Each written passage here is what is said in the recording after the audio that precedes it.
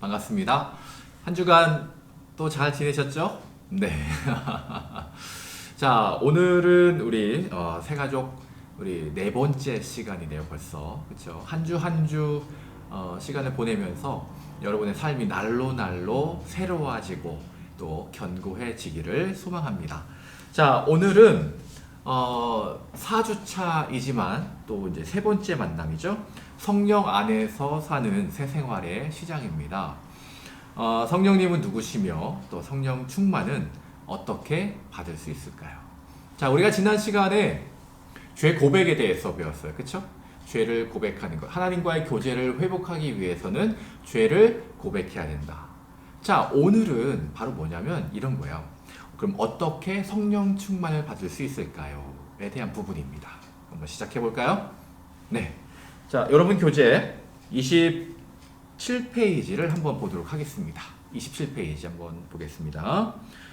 그리스도인이 성령 충만의 실제를 알고 순간순간 끊임없이 성령의 지배를 받으며 살아간다면 그의 하루하루는 가슴 설레는 모험이 될 수 있습니다.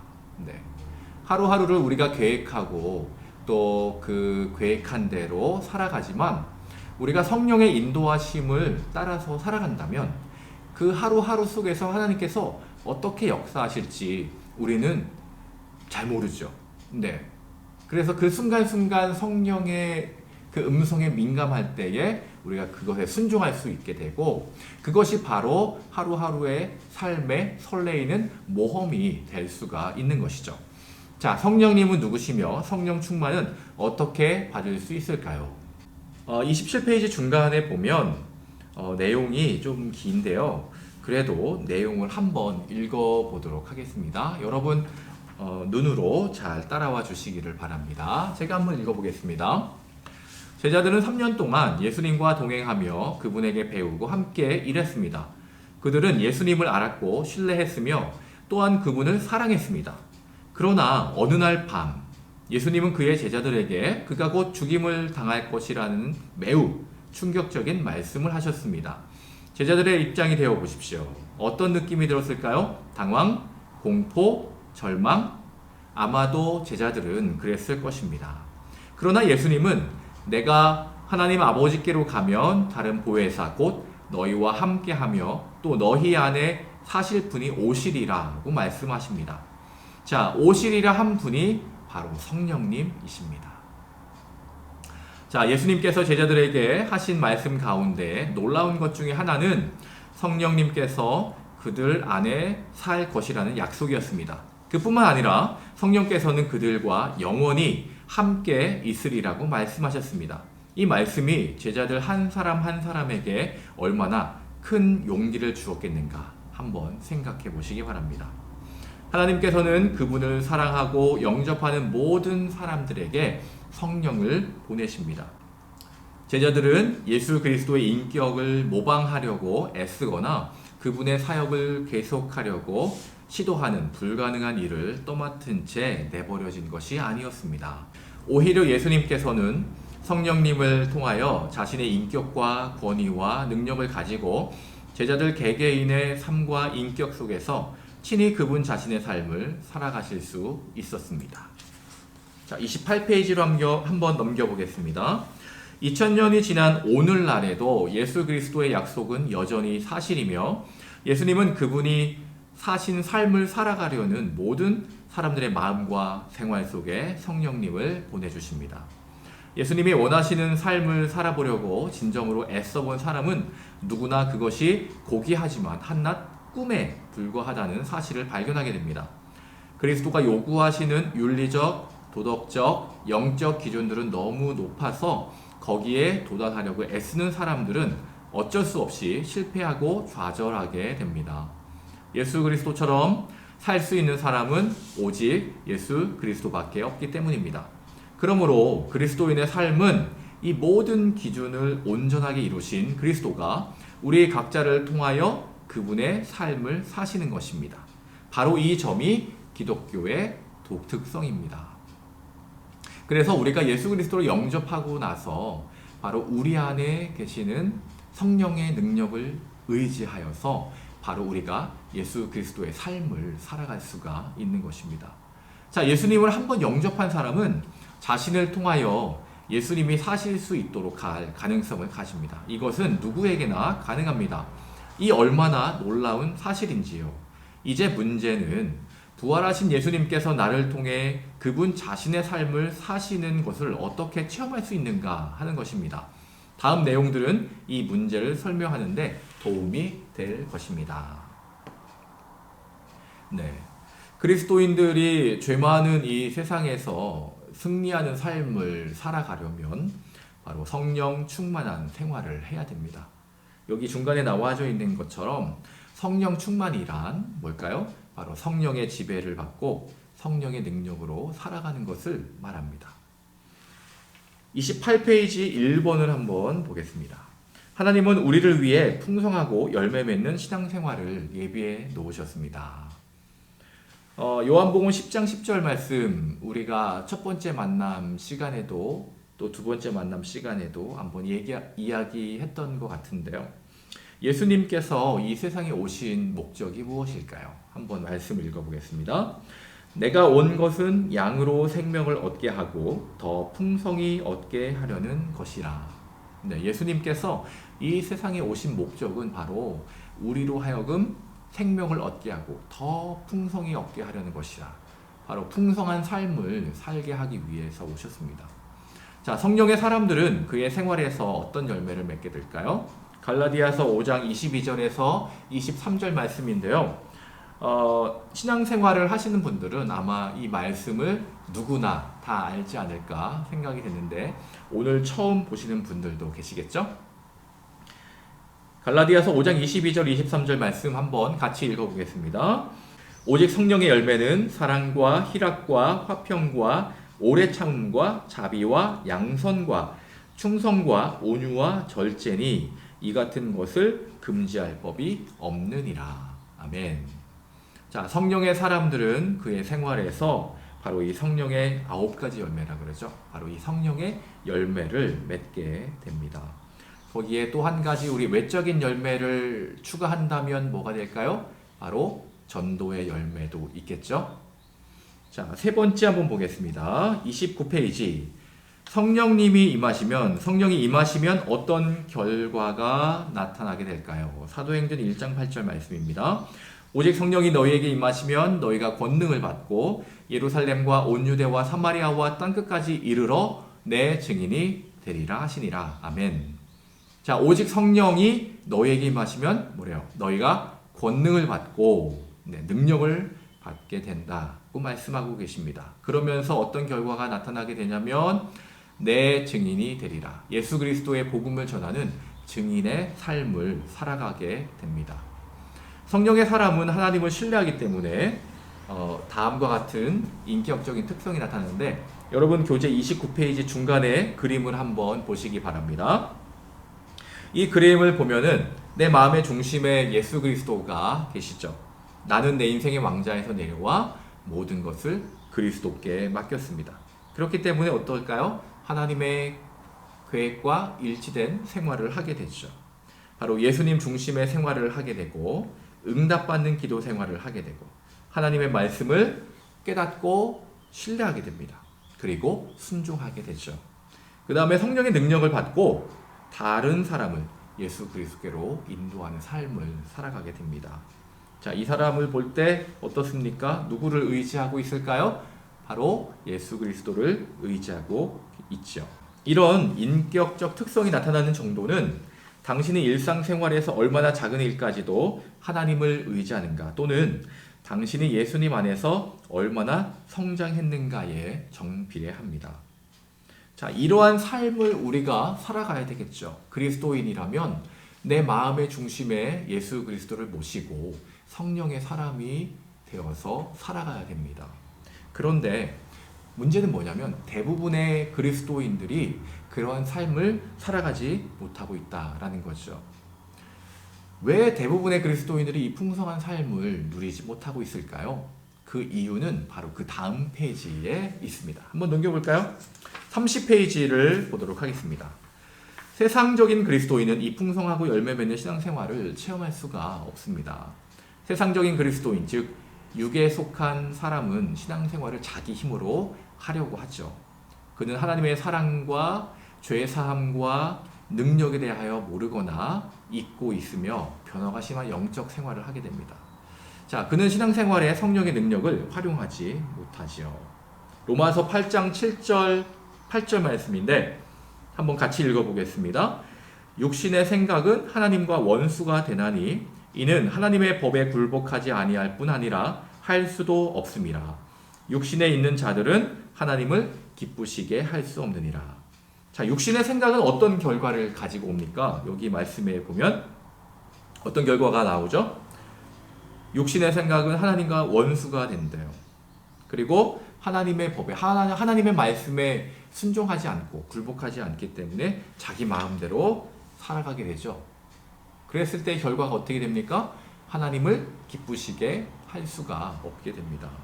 이 세상적인 그리스도인은 하나님을 전적으로 신뢰하지 않기 때문에 어떨까요? 내 마음대로 살아가는 사람이라고 말할 수 있어요. 교회는 다니고 예배는 드리지만 실제로는 어때요? 내 마음의 중심에 내가 있어서 나의 생각과 나의 뜻대로 살아가는 사람입니다. 30페이지 중간에 그림을 한번 볼까요? 내 마음의 중심에 나 자신이 있어요. 그리고 예수 그리스도는 내 인생의 왕좌에서 내려와 있습니다. 그렇다 보니까 어떨까요? 자주 좌절과 혼란에 빠지게 되는 그림이죠. 이러한 사람들의 특징을 한번 보면 영적 자원에 대한 무지, 불신앙과 불순종, 율법적인 태도, 시기, 근심, 걱정, 죄책감, 삶의 목적이 없음, 하나님과 이웃에 대한 사랑을 잃음, 성경 공부에 대한 열정이 식음, 기도를 게을리함. 네, 이런 특성이 나타납니다. 여러분, 이 그림을 볼 때에 이 사람은 어떤 사람인 것 같아요? 세상적인 그리스도인. 그렇다면 이 사람은 누구를 의지하고 있습니까? 바로 나 자신을 의지하고 있죠. 자, 그리스도인이라고 말하면서 계속 죄를 범하는 사람들. 어쩌면은 그렇게 세상적인 그리스도인의 모습으로 살아가는 사람은 그리스도인이 아닐 수도 있다는 사실을 여러분들은 아셔야 됩니다. 자, 세 번째 원리가 이 문제에 대한 해답을 주는데요. 우리 31페이지를 보도록 하겠습니다. 예수 그리스도는 성령 충만한 그리스도인에게 풍성하고 열매 맺는 신앙생활을 약속하고 있습니다. 그러면 어떻게 하면 성령 충만을 받고 예수님께서 원하시는 삶을 살 수 있을까요? 네, 지금부터 한번 알아보도록 하겠습니다. 자, 3번. 우리는 믿음으로 성령 충만을 받습니다. 그때 비로소 예수 그리스도께서 우리 모든 그리스도인에게 약속하신 풍성하고 열매 맺는 신앙생활을 체험할 수가 있습니다. 자, 여러분 지금 이 자리에서 여러분 성령 충만 받을 수 있습니다. 첫 번째, 여러분 기억하세요. 여기 교재에 나와져 있는 것처럼 성령 충만 받기를 간절히 사모하시기 바랍니다. 자, 두 번째는 뭘까요? 당신의 죄를 남김없이 고백하십시오. 이것은 우리가 지난 시간에 바로 죄 고백하는 법을 배웠었죠.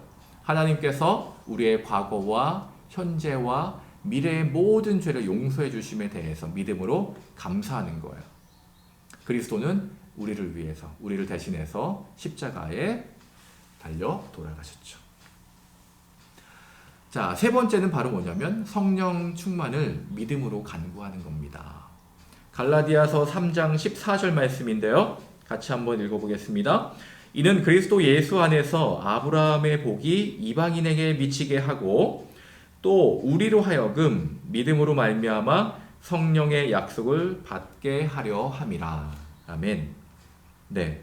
자, 우리가 성령 충만을 간구함에 있어서 첫 번째 기억하세요. 성령 충만 받기를 간절히 사모하십시오. 두 번째는 당신의 죄를 남김없이 고백하십시오. 그리고 세 번째는 바로 뭐냐면 성령 충만 받기를 믿음으로 간구하십시오. 자, 여기에 하나님의 명령의 말씀과 약속의 말씀이 있는데 한번 보겠습니다. 에베소서 5장 18절 말씀입니다. 같이 한번 읽어볼게요. 술 취하지 말라. 이는 방탕한 것이니 오직 성령으로 충만을 받으라. 에베소서 5장 18절 말씀을 통해서 우리가 알 수 있는 것은 바로 무엇입니까? 성령 충만을 받으라고 명령하고 있다라는 사실이에요. 하나님의 명령의 말씀입니다. 오직 성령의 충만을 받으라. 받을래? 받으세요. 이게 아니죠. 권유형도 아닙니다. 뭘까요? 바로 명령형이죠. 성령 충만함을 받으라. 자, 그에 따른 약속의 말씀이 있습니다. 요한일서 5장 14절과 15절 말씀인데요. 그의 뜻대로 기도하면 주신다라는 약속의 말씀입니다. 같이 한번 읽어보겠습니다. 그를 향하여 우리의 가진 바 담대한 것이 이것이니 그의 뜻대로 무엇을 구하면 들으심이라. 우리가 무엇이든지 구하는 바를 들으시는 줄을 안즉 우리가 그에게 구한 그것을 얻은 줄을 또한 아느니라. 아멘. 바로 하나님께서는 우리가 구하는 것에 대해서 응답해 주신다라고 약속하고 있습니다. 구한 그것을 얻은 줄을 또한 아느니라 라고 말씀하고 있습니다. 자, 그렇다면 우리가 성령 충만을 구함에 있어서 믿음으로 간구한다는 것, 이것은 무엇을 통해서 우리가 할 수 있을까요? 바로 믿음의 기도를 통해서 우리가 성령의 충만함을 구할 수가 있습니다. 32페이지 한번 보겠습니다. 성령 충만을 위한 믿음의 기도는 어떻게 하는 것일까요? 자, 세상적인 그리스도인이 그 마음의 중심에 예수 그리스도를 모시고 성령의 사람이 되기 위해서 바로 성령 충만을 구하는데, 성령 충만을 구함에 있어서 그 방식은 바로 믿음의 기도를 통해서 우리가 성령 충만을 받을 수가 있다라는 것이죠. 자, 우리는 오직 믿음으로만 성령 충만을 받을 수 있습니다. 참된 기도는 믿음을 표현하는 한 가지 방법입니다. 다음과 같이 기도해 보십시오. 제가 한번 읽어보겠습니다. 사랑하는 하나님 아버지, 저는 주님이 필요합니다. 제가 저의 삶을 다스려 왔고 그 결과로 죄를 지었음을 고백합니다. 예수 그리스도께서 십자가의 죽으심으로 저의 모든 죄를 용서해 주심을 감사합니다. 주님께서 성령 충만 받으라고 명령하시고 믿음으로 구하면 주시겠다고 약속하신 말씀대로 저를 성령으로 충만하게 하옵소서. 주님께서 제 삶의 중심을 취하여 주시고 저를 다스리심을 감사드리며 예수님의 이름으로 기도합니다. 아멘. 여러분, 이 기도가 마음에 드십니까? 그렇다면 하나님께서 성령으로 당신을 충만하게 해 주실 것을 믿고 지금 믿음의 기도를 드리시길 바랍니다. 자, 이 시간에 이 성령 충만을 위한 기도를 하면 좋겠습니다. 제가 한마디씩 기도할 때 눈을 감고 간절한 마음으로 저를 따라서 한번 기도해 주시기 바랍니다. 기도하시겠습니다. 사랑하는 하나님 아버지, 저는 주님이 필요합니다. 제가 저의 삶을 다스려 왔고 그 결과로 죄를 지었음을 고백합니다. 예수 그리스도께서 십자가의 죽으심으로 저의 모든 죄를 용서해 주심을 감사합니다. 주님께서 성령 충만 받으라고 명령하시고 믿음으로 구하면 주시겠다고 약속하신 말씀대로 저를 성령으로 충만하게 하옵소서. 주님께서 제 삶의 중심을 취하여 주시고 저를 다스리심을 감사드리며 예수님의 이름으로 기도합니다. 아멘. 네, 여러분 성령 충만 받기를 기도하셨습니까? 네, 여러분 지금 저와 함께 성령 충만 받기를 기도하셨습니다. 자, 그렇다면 지금 여러분들이 성령 충만한 것을 여러분 알 수 있습니까? 어떻게 알 수 있을까요? 바로 신실하신 하나님과 그의 말씀의 근거에서 우리가 알 수 있습니다.